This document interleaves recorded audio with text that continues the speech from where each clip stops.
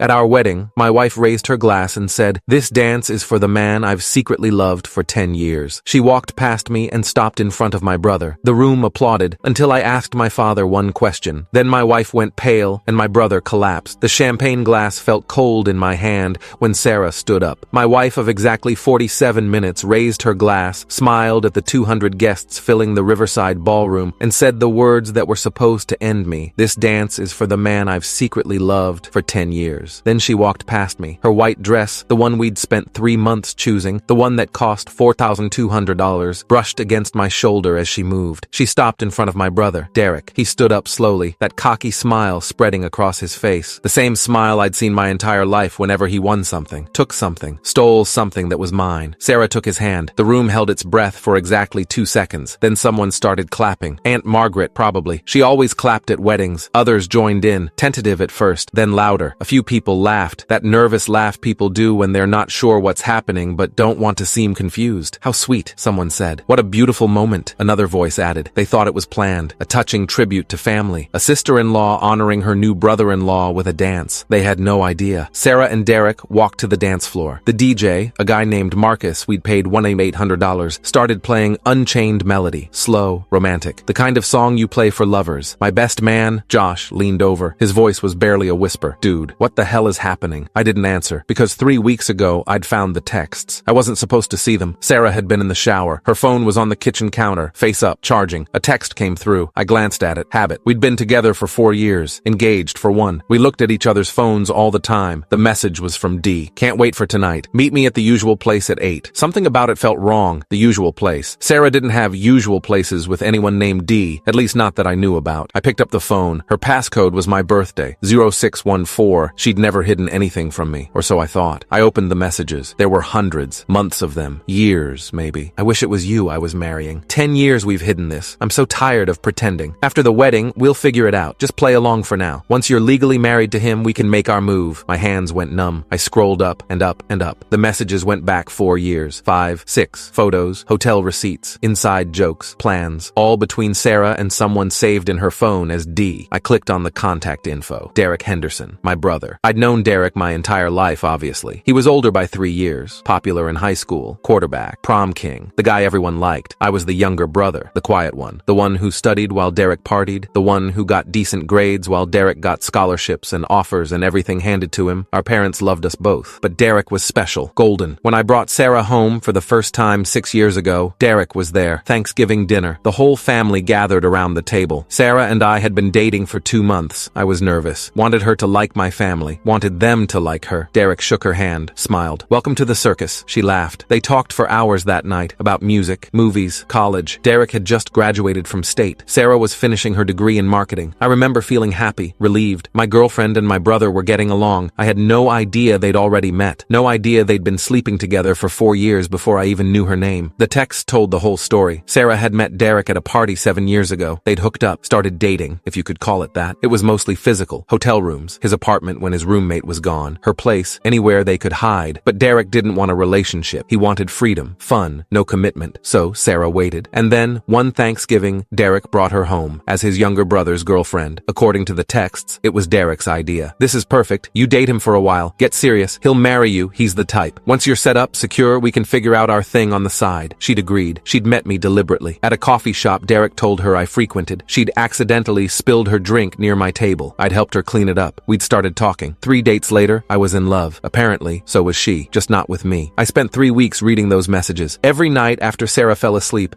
I'd take her phone and scroll through years of lies. The night I proposed, she'd texted Derek. He asked. I said yes, one step closer. The day we booked the venue. He's so excited about the wedding. It's kind of sad. 2 weeks ago, when we finalized the guest list. After this, we're free. I'll figure out the divorce in a year or 2. He won't see it coming. And then, 5 days ago, I want to do something at the wedding. Something that shows everyone who I really belong to. I'm thinking a dance. With you. In front of everyone. Let them see. Derek had responded. You sure? That's bold. I'm tired of hiding. Let's make a statement. What about your husband? What about him? He'll be too shocked to do anything. And honestly, I don't care anymore. I want you. Publicly. I didn't confront her. Didn't scream. Didn't cry. Didn't call off the wedding. Instead, I planned. First, I hired a private investigator. Rebecca Torres. Licensed PI with 12 years of experience. I found her through a law firm I'd used for work contracts. I need documentation, I told her. Everything. Photos. Timelines. Proof. What kind of of case? She asked. Infidelity. Long term. My fiancé and my brother. She didn't even blink. How long do I have? 2 weeks. I'll need access to phones, emails, social media. I have her phone passcode. I can get you screenshots. I need you to dig deeper. Find things I can't. She did. Rebecca found hotel reservations going back 6 years. Credit card statements showing Derek paying for rooms, dinners, trips. Witness statements from a hotel clerk who recognized them as regulars. She found more texts, emails, photos Derek had stored on a cloud drive. Photos of them together, in bed, on vacation, kissing. All time-stamped, all dated. Some from before Sarah and I even started dating. Some from last month. Rebecca compiled everything into a file. 300 pages. Exhibits A through Z. Witness statements. Financial records. Phone logs. This is airtight, she said when she handed it over. You could sue for fraud, emotional distress. Your brother could be charged with— I don't want charges, I said. Not yet. I want exposure. Exposure? I want everyone to know. Family, friends, everyone who thinks they know what's happening at my wedding. She looked at me for a long moment. You're going to let the wedding happen? I'm going to let them think they're winning. Then I'm going to show them exactly what they've done. The second call I made was to a lawyer, James Chen, family law attorney, 23 years practicing in Illinois. I need to know how to void a marriage, I said. Before or after the ceremony? After, but immediately after. Don't file the license, he said simply. In Illinois, the ceremony doesn't make the marriage legal. Filing the license does. If you never file it, the marriage doesn't exist. And she wouldn't know? Not unless she checks with the county clerk. Most people assume the officiant files it automatically. If you take the license and don't file it, you're just two people who had a party. Perfect. Can I ask why? My fiancé is planning to humiliate me at our wedding. I want to make sure she can't legally claim anything afterward. He was quiet for a moment. Smart, he said finally. Brutal, but smart. The third call was harder. I called Derek's wife. Her name was Melissa Chen. They'd gotten married 2 years ago in Las Vegas. Quick ceremony. No family invited. Derek had told everyone he was at a conference. I found the marriage certificate through public records. Found Melissa through Facebook. She worked as a dental hygienist in Henderson, Nevada. Had no idea Derek had a whole other life in Chicago. Hello? Is this Melissa Chen? Yes. Who's this? My name is Tom Henderson. I'm Derek Henderson's brother. Silence. Derek has a brother? My stomach dropped. He never mentioned me? He said his family was dead. Car accident when he was in college. I closed my eyes. Our parents are alive and well in Naperville. We're having Sunday dinner with them next week. I don't understand. Melissa, I need to tell you something about your husband. I told her everything. The affair, Sarah, the texts, the wedding. She cried, then got angry, then went silent. You're inviting me to your wedding? She asked finally. Yes. Why? Because Derek and Sarah think they're going to make a statement. Announce their relationship in front of everyone. I want you there when it happens. You're going to expose them. Yes. Good, she said. Her voice was cold, hard. Send me the details. I'll be there. I also made a fourth call to my father. Dad, can you tell me about that business loan you gave Derek 3 years ago? The $50,000? What about it? Did he ever pay you back? No. He said the business failed. Lost everything in the first year. I told him not to worry about it. Dad, I need to know, did you ever see any paperwork? Business license? LLC registration? Anything? No. Derek said he'd handle all that. Why? I think Derek lied to you. Silence. What do you mean? I think there was no business. I think he took your money and spent it on something else. Tom, that's a serious accusation. I know. I'm working on proof. I'll show you at the wedding. The wedding? Why would you— Just trust me, please, he agreed, reluctantly. I spent $800 hiring a forensic accountant to trace Derek's finances. Turns out,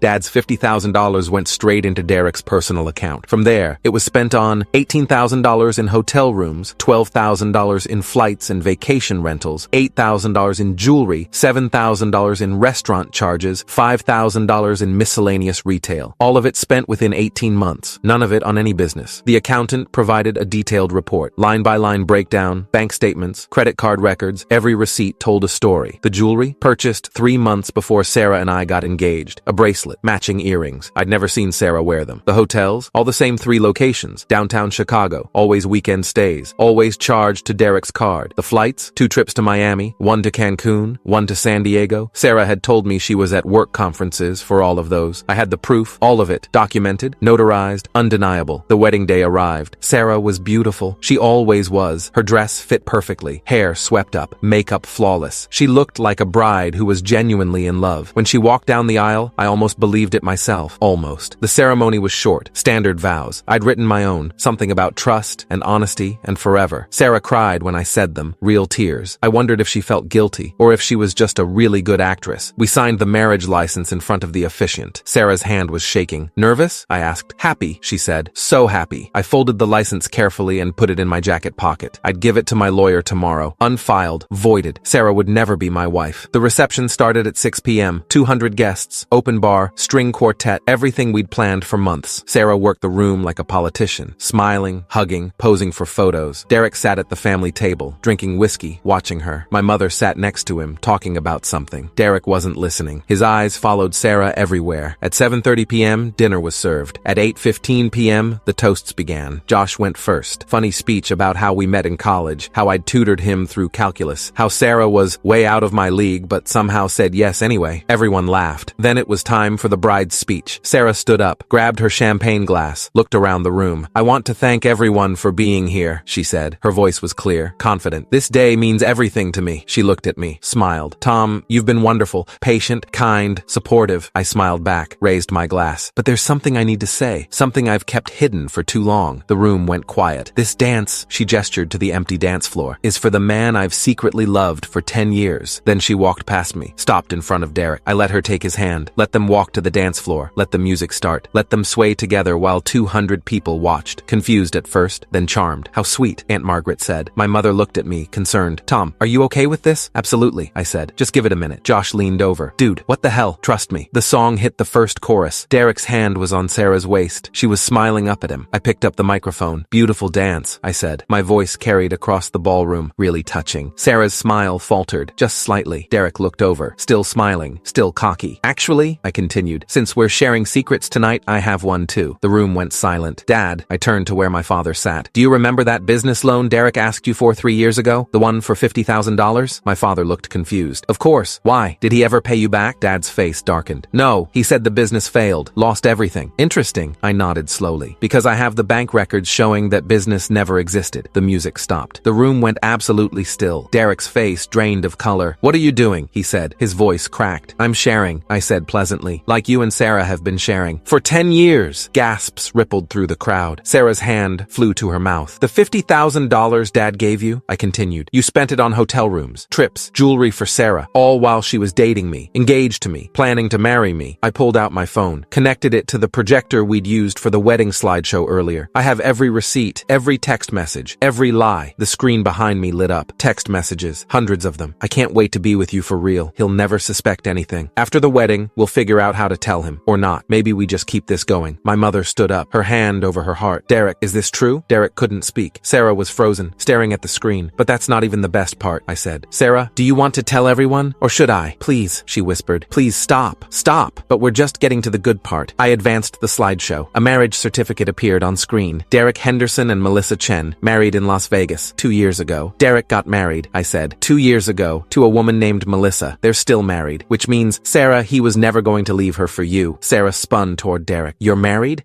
Derek stammered. "I was going to tell you." "When?" Sarah shrieked. "When were you going to tell me? So let me get this straight," I said, my voice cutting through the chaos. "Sarah's been sleeping with Derek for 10 years. Derek's been lying to his wife Melissa for 2 years. Derek stole $50,000 from our father. And Sarah thought tonight, at our wedding, was the perfect time to announce their secret love." The room exploded. My mother was screaming at Derek. My father stood up, face red, veins bulging in his neck. Sarah was crying, ugly, heaving sobs. And then someone started walking from the back of the room. Melissa. I'd saved her a seat, made sure she had a good view. She moved through the crowd like a shark. Sarah saw her coming. "Who is that?" "That," I said, "is Derek's wife." Melissa stopped in front of Derek. He looked up at her, eyes wide, terrified. She slapped him. The sound echoed through the ballroom. "We're done," she said coldly. "My lawyer will contact you tomorrow." She turned to me. "Thank you for inviting me." Then she walked out. The room was chaos. Derek collapsed into a chair, head in his hands. Sarah grabbed my arm. You've known this whole time. For 3 weeks, I confirmed. "Why didn't you say something?" "Because I wanted everyone to see who you really are. Both of you." "Tom," my mother rushed over. "I'm so sorry. I had no idea." "I know, Mom." My father was standing over Derek. "You have until Monday to figure out how you're paying me back, or I'm pressing charges." "Dad, I don't care. Sell your car, take out a loan, rob a bank for all I care. You're paying me back. Every cent." I turned to Sarah. "By the way, the marriage license? I never filed it." Her face went white. "What? This wedding isn't legal. You're not my wife. You're just a woman who humiliated herself in front of 200 people for a man who was using you. You can't." "I already did." Josh appeared at my shoulder. "Dude, that was the most savage thing I've ever seen. Thanks. What now?" "Now." I looked around the ballroom, at the ruined wedding, at Sarah crying, at Derek destroyed, at my parents comforting each other. "Now I leave." I walked out at 9:47 p.m. My car was waiting, a hired driver I'd arranged the week before, a precaution. I'd known I wouldn't want to drive after this. Josh followed me out. "Where are you going?" "Airport. I booked a flight to Iceland, leaving at midnight." "Iceland?" "It was supposed to be our honeymoon. Sarah and I were going together. I called the resort, changed it to a single occupancy, refunded her ticket. You're going alone? Yeah, that's cold, man. Maybe. But I'm not staying here. He hugged me. You did the right thing. Did I? Hell yes. They deserved it. Maybe they did. I got in the car. As we pulled away, I looked back at the Riverside Ballroom. People were filing out, talking, phones out, recording, posting. By tomorrow, this would be everywhere. The wedding where the bride confessed her love for the groom's brother, and the groom destroyed them both. I spent 10 days in Iceland, hiking, taking photos, thinking. My phone exploded with messages. I ignored most of them. Sarah called 47 times. I blocked her after the first day. Derek called 6 times. I blocked him too. My mother called once. I answered. Tom, are you okay? I'm fine, Mom. I'm so sorry. We had no idea. I know. Derek's moving out. Your father won't even look at him. Good. Sarah's been calling the house, crying, saying she made a mistake. She did. Multiple mistakes. For 10 years. Do you think you'll ever forgive them? I thought about it. No, I said. I don't. I came back 2 weeks later, changed my locks, moved Sarah's stuff to storage, sent her the invoice, filed for an annulment, even though we were never legally married. James Chen said it was a formality, just to make absolutely sure. The story went viral. Someone at the wedding had recorded it, posted it online. Within 48 hours, it had 17 million views. Groom exposes bride's affair at wedding. The comments were brutal. She deserved everything she got. The brother is trash. This man is a legend. Derek lost his job. His boss saw the video, decided Derek's moral character wasn't aligned with company values. Melissa divorced him, took half of everything. My father sued him, civil court, fraud, won a judgment for $50,000 plus interest and legal fees. Derek had to sell his car, his condo, moved into a studio apartment on the south side. Sarah lost friends. Her social media was flooded with hate. She deleted everything. Last I heard, she moved to Seattle, started over somewhere nobody knew her. I stayed in Chicago, kept my job, kept my apartment, kept my life, just without the people who'd tried to destroy it. 6 months later, my mother called again. Derek wants to talk to you. No. Tom, he's your brother. He was my brother. Not anymore. He's sorry. He says he made a mistake. He made a choice, Mom. For 10 years. That's not a mistake. She was quiet for a long time. I understand, she said finally. I just thought you should know. Thanks. But no. I hung up. Josh took me out for a drink that night. You doing okay? He asked. Yeah. Really? Really? You seem, I don't know, different. Different how? Harder. Colder. I thought about it. Maybe I am. Is that a good thing? I don't know. But it's honest. He raised his glass. To honesty. To honesty. We drank. A year later, I got an invitation in the mail. Derek and some woman I'd never heard of, getting married. I threw it in the trash. My mother called. Did you get? I did. Are you going? No. Tom, Mom, I love you, but I'm never going to forgive him. I'm never going to be his brother again, and I'm never going to stand in a room and watch him pretend he's a good person. She sighed. I understand. Your father and I will represent the family. Good. After I hung up, I sat in my apartment, thought about Sarah, about Derek, about that dance at my wedding, about the moment everything exploded. People asked me sometimes if I regretted it, if I wished I'd handled it differently. The answer was always no, because they'd planned it, executed it, thought they'd won. Sarah had walked past me to take my brother's hand in front of everyone I knew. She'd wanted to humiliate me. Instead, I'd asked my father one question, and everything they'd built, every lie, every secret, every plan, collapsed. She went pale, he collapsed, and I walked away, free. 2 years after the wedding, I met someone new. Her name was Rachel. She was a graphic designer, funny, kind, honest. We'd been dating for 3 months when she asked, "Do you have any siblings?" I had a brother, I said. Not anymore. What happened? I told her. All of it. She was quiet for a long time. That's brutal, she said finally. Yeah. Do you regret it? No. Not even a little. Not even a little. She kissed me. Good. They deserved it. 5 years later, Rachel and I got married. Small ceremony, 50 people, just close friends and family. My parents came. Derek wasn't invited. It was perfect, quiet, intimate, real. During the reception, Rachel stood up to make a toast. I want to thank everyone for being here, she said, especially Tom's parents, who've welcomed me into this family with open arms. She looked at me. Tom, you're the most honest person I've ever met. You don't lie. You don't hide. You don't pretend. She raised her glass. To honesty and to love that's real. Everyone raised their glasses. I looked around the room. No secrets, no lies, no hidden agendas, just people who actually cared about each other. To honesty, I said. We drank. And for the first time in years, I felt whole.